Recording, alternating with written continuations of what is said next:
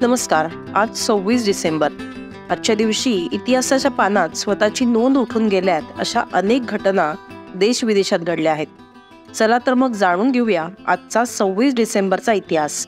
1704 मध्ये आजच्याच दिवशी गुरु गोविंद सिंग यांचे पुत्र फतेह सिंग आणि जोरावर सिंग यांची इस्लामिक आक्रमक औरंगजेबाचा सेनापती वजीर खान यानं इस्लाम स्वीकारला नाही म्हणून हत्या केली होती. वास्तविक 20 डिसेंबर 1704 रोजी पंजाबमधल्या अनंतपूर साहिबमध्ये गुरु गोविंद सिंह यांचं कुटुंब दुरावलं गेलं. त्यानंतर 22 डिसेंबर रोजी चमकौरच्या युद्धात गुरु गोविंद सिंहजींच्या 2 मोठ्या पुत्रांनी बलिदान दिलं. त्याच वेळेला पैशाच्या लोभापायी गुरु गोविंद सिंहजी यांच्या स्वयंपाकाने कुटुंबापासून दुरावलेल्या गुरु गोविंद सिंहाच्या वृद्ध आई गुजरादेवी आणि गुरु गोविंद सिंहांच्या 2 निष्पाप पुत्रांना वजीर खान याच्या स्वाधीन केलं. त्यानंतर वजीर खान आणि त्याच्या सैनिकांनी गुरु गोविंद सिंहजींच्या मुलांवर इस्लाम स्वीकारण्यासाठी दबाव आणला. परंतु जोरावर सिंग आणि फतेह सिंग यांनी कोणतीही भीती न बाळगता वजीर खान यांच्या समोर आपल्या पंथाचं गुणगान चालू केलं. त्यामुळे बिथरलेल्या वजीर खाननं या दोन्ही मुलांना भिंतीत जिवंत काढण्याचा आदेश दिला. जल्लादांनी भिंत खोदायला सुरुवातही केली तेव्हा जोरावर सिंग आणि फतेह सिंग ही दोन्ही मुलं गुरबानी वाचू लागली.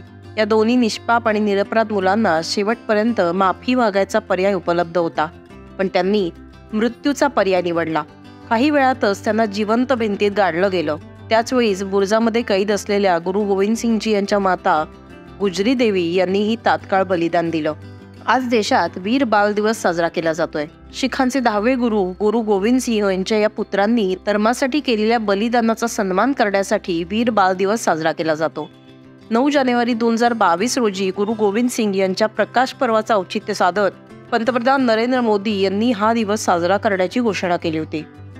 1899 साली याच दिवशी भारत मातेचे शूर पुत्र आणि महान क्रांतिकारक सरदार उधम सिंग यांचा पंजाबमधल्या संगरूर जिल्ह्यात जन्म झाला.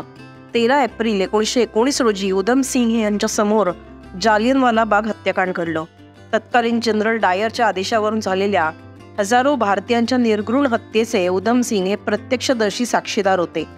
या घटनेनंतरच त्यांनी जालियनवाला बागेची माती हातात घेऊन पंजाबचे गव्हर्नर मायकल ओडवायर याला धडा शिकवायची शपथ घेतली. त्यानंतर 13 मार्च 1940 रोजी उधम सिंग लंडनमधल्या हॉलमध्ये पोहोचले, जिथं मायकल ओडवायर देखील आले होते. उधम सिंग यांनी आपलं रिव्हॉल्व्हर एका जाडजूड पुस्तकात लपवलं होतं. ओडवायर हॉलमधून बाहेर आल्यावरती उधम सिंग यांनी त्यांच्यावर भिंतीवरून गोळ्या झाडल्या आणि ओडवायर यांचा 2 गोळ्या लागून जागीच मृत्यू झाला. अशा प्रकारे उधम सिंग यांनी 21 वर्षापूर्वी घेतलेली शपथ पूर्ण केली.